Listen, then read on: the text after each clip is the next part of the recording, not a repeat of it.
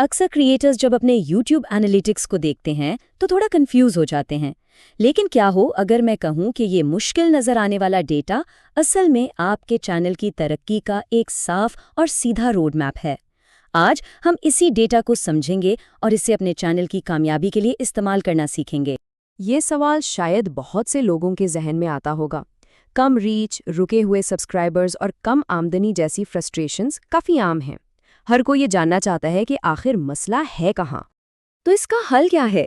मज़े की बात यह है कि जवाब आपके बिल्कुल सामने है। YouTube एनालिटिक्स कोई पेचीदा टूल नहीं, बल्कि ये आपके चैनल की कामयाबी का कंट्रोल पैनल है। यहाँ मौजूद हर नंबर आपकी ऑडियंस की कहानी का एक हिस्सा बताता है।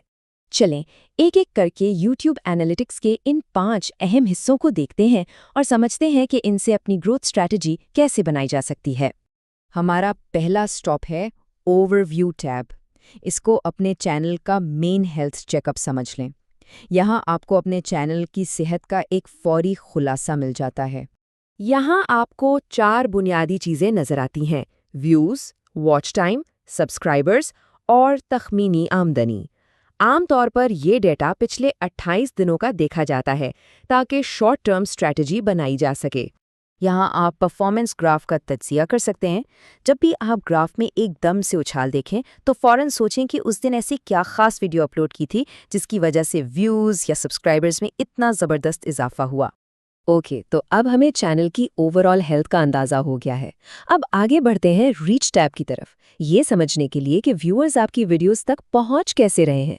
ये जानना बहुत ज़रूरी है कि आपका मवाद कैसे डिस्कवर हो रहा है। इम्प्रेशन का मतलब सीधा सा है। जब भी आपकी वीडियो का थंबनेल YouTube पर किसी को दिखाया जाता है, ये ऑडियंस को अट्रैक्ट करने का बिल्कुल पहला कदम है। अब CTR क्या है? ये बताता है कि आपका थंबनेल और टाइटल कितना ज़बरदस्त है। नए चैनल्स के लिए कम से कम 5% का CTR एक अच्छा टारगेट माना जाता है। एक छोटा सा टिप, अपनी अगली 2 वीडियोस पर अलग-अलग स्टाइल के थंबनेल्स ट्राई करें और देखें किसका CTR बेहतर है। इससे आपको अपनी ऑडियंस की पसंद का अंदाज़ा होगा। इस कॉन्सेप्ट को समझना ज़रूरी है। सोचें, हज़ारों लोगों को आपका थंबनेल दिखता है। उनमें से कुछ 100 लोग क्लिक करते हैं और फिर वो व्यूज़ वॉच टाइम में बदलते हैं। आपका मकसद इस फनल के हर स्टेज को बेहतर बनाना है। एक अच्छा CTR ज़्यादा व्यूज़ लाता है और अच्छा मवाद वॉच टाइम बढ़ाता है। यहाँ हम देख सकते हैं कि ट्रैफिक आ कहाँ से रहा है। इस चैनल का 42% ट्रैफिक YouTube सर्च से है, जिसका सीधा मतलब है कि इनकी SEO स्ट्रैटेजी बहुत अच्छा काम कर रही है। ये जानना कि ट्रैफिक कहाँ से आता है आपको अपनी कोशिशों को सही जगह पर फोकस करने में मदद देता है। ठीक है, व्यूअर्स वीडियो तक पहुंच गए, लेकिन अगला सवाल ये है, क्या वो रुककर देख भी रहे हैं? इसका जवाब हमें एंगेजमेंट टैब में मिलता है। मिसाल के तौर पर अगर आपकी 10 मिनट की वीडियो को औसतन 2 मिनट तक देखा जा रहा है, तो आपका एवरेज व्यू ड्यूरेशन 20% हुआ, जो कि एक नए चैनल के लिए काफ़ी अच्छा स्टार्ट है। ये ग्राफ तो बिल्कुल सोने की कान है। ये आपको सेकंड बाय सेकंड बताता है कि लोग कहाँ बोर होकर वीडियो छोड़ रहे हैं। जब आप ग्राफ में अचानक गिरावट देखें, तो ये एक इशारा है कि इस हिस्से में कुछ गड़बड़ थी।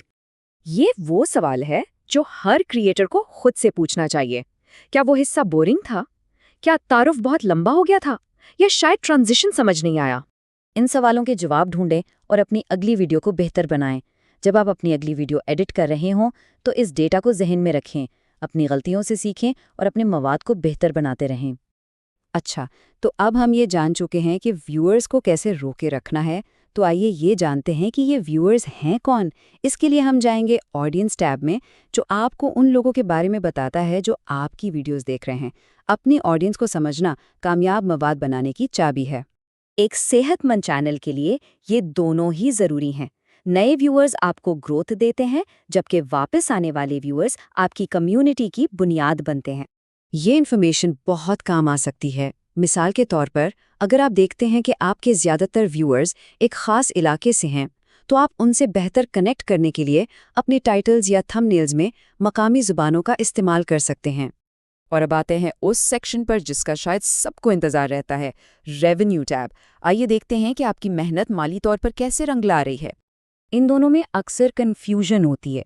आसान लफ्ज़ों में समझें, CPM वो पैसा है जो एडवर्टाइज़र दे रहा है, लेकिन आरपीएम वो पैसा है जो आखिर में आपकी जेब में आ रहा है। इसलिए आरपीएम आपकी असली कमाई का बेहतर इंडिकेटर है।